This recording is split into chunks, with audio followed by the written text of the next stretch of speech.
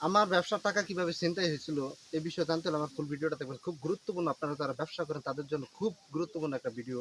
আপনারা সতর্ক হতে পারবেন। যদি সতর্ক না হন আমার মতো সেই ভুল আপনারাও করবেন। আমি সেদিন মোটরসাইকেল নেই নাই, অনেক টাকার মাল আনবো প্রোগ্রাম করেছি।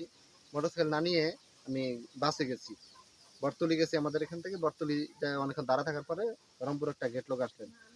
রংপুর গেট লোক ওখানে ঠাকুরগাতে ফিল আপ হয়ে আসে, ওখানে সিট নাই, তখন পিছনে চলে গেলাম। পিছনে যাবার পর এক লোক, ভদ্রলোক, দাড়ি টুপি আছে, কোটটাই পরা, হাতে একটা ব্যাগ আছে। উনি বলতে, ওনার পাশে একজন লোক বলছে, ভাই আমি সামনে নামবো, আপনার এখানে বসেন। আমি ভাবলাম হয়তো আমাকে সম্মান করে বলছে, আর কাউকে বলে নাই। আমার হাতে আবার একটা বস্তা ছিল কাপড়ের, কাপড় আনার জন্য বস্তাটা নিচ্ছিলাম।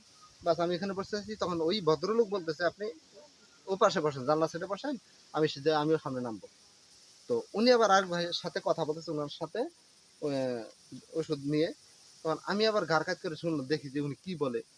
তখন উনি ব্যাগ থেকে একটা বই বার করে দিলেন আমাকে। বইটা দেওয়ার পর আমি একটু বইটা দেখলাম। দেখার পর একটু পর উনি একটা পট থেকে, ওনার যে পট আছে, পটের থেকে একটা ওষুধ বার করলেন। ওষুধটা আবার কেমন হালুয়া জাতীয় জিনিস, বের বার করে ওই পাশে একজনকে দিচ্ছেন। উনি খাইছে কিনা আমি জানি না, আমাকে দিচ্ছে, আমি খেয়ে ফেলেছি। মানে আমাকে বলছে খাওয়ার জন্য, মুখে দেওয়ার পর কেমন বিশ্রী মতো লাগে। তখন তারপর ওষুধটা খাইলাম। খাওয়ার পর আমার খুব অস্থির লাগছে, মানে কেমন একটা বাজে জিনিস। খাওয়ার মনে হয় 5-7 মিনিট পরে আমার সেন্সার ঠিকছি নাই, আমি কেমন ঘুমিয়ে গেছি, বীরগঞ্জ যাইতে যেতে ঘুমিয়ে গেছি। তারপর আমার সাথে কি হয়েছে আমি কিচ্ছু জানি না। যাই হোক, তখন বাড়িতে বলে 4টা না 5টা বাজে ফোন দিচ্ছে।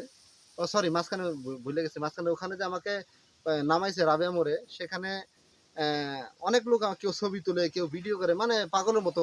মানুষ মনে হচ্ছে আমি পাগল। কিন্তু আবার কেউ বলছে না, এটাই এত ভদ্র একটা লোক পাগল হইতে পারে না, এত পয় পরিষ্কার লোক।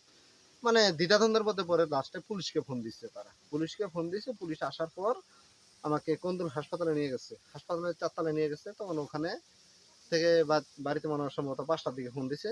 মানে আমার ফোনটা নেয় নাই, তো ফোনের ফিঙ্গার খুলে ফোন থেকে নাম্বার বের করে বাড়িতে ফোন দিছে। ফোনটা যদি নিয়ে যেতেন তাহলে কি হইতো আমি জানি না, আল্লাহ ভালো জানে। তখন আমাকে বাড়িতে ফোন দিয়েছে, বাড়ি থেকে অ্যাম্বুলেন্স নিয়ে, মাইক্রোবাস নিয়ে গেলেন। মাইক্রোবাস নিয়ে আমাকে, আমার বড় মেয়ে এসে গেছে, তারা তো চিল্লা হাল্লা শুরু করেছে হাসপাতালের ভিতরে। আমার কি হয়ে গেল হঠাৎ করে, ভালো মানুষ। যাই হোক, ওখান থেকে আমাকে বাড়িতে আনতে 11টা বেজে গেছে। 11টার পর সারা রাত আমি আর ঘুমাইছি কিনা আমি কিছু জানি না। আবার 3টা দিন আমার বেহুশ ছিলাম পুরা, আমার কোনো সেন্স ছিল না। 4 দিনের মাথায় আমি মোটামুটি সুস্থ হয়েছি। তখন আমাকে বলছে আমার টাকা ঘুরে নিয়ে গেছে। আমার মোবাইলটা নেয়নি, আরেক পকেটে 7,000 টাকা ছিল আলাদা, ওই টাকাটা নেয়নি, শুধু মাল করার বড় বান্ডিল টাকাটাই নিয়ে গেছে। তখন আমি শুধু আল্লাহর কাছে বিচার দিচ্ছি, আমি কিচ্ছু বলিনি, তাকে বকা দিইনি। তাই যাই হোক, যা হয়েছে আমার সাথে, আমি সেই ধাক্কায়, সেই ঘাটতি এখনো পূরণ হচ্ছে। অনেক টাকা ঋণ দেনা আছে আমার, অনেক টাকা দেনা আছে। তো যাই হোক, আপনারা যারা ব্যবসা করেন খুব সতর্কতার সাথে, খুব কষ্ট করে টাকা কামাই করেন, খুব সাবধানে যাবেন। মাস্ক পরবেন সবসময়, মাস্ক, গাড়িতে উঠলে মাস্ক পরবেন। আমি দেশ ছেড়ে বিদেশ, ঢাকা শহরে 12-13 বছর ছিলাম, কত অলিতে গলিতে চিপাচাপায় চলছে, আমি কখনো এরকম খপ্পরে পড়ি নাই। এবার যে স্বাভাবিকভাবে এইভাবে খপ্পরে পড়বো আমি কল্পনা করি নাই। ভিডিওটি ভালো করে শেয়ার করে দিবেন, আপনার টাইমলাইনে রাখবেন। আপনার বন্ধু বান্ধব যারা ব্যবসা করে তারাও ভিডিওটা দেখতে পারে, তারা সতর্ক হবে ইনশাআল্লাহ। তো ভালো থাকবেন, আসসালামু আলাইকুম।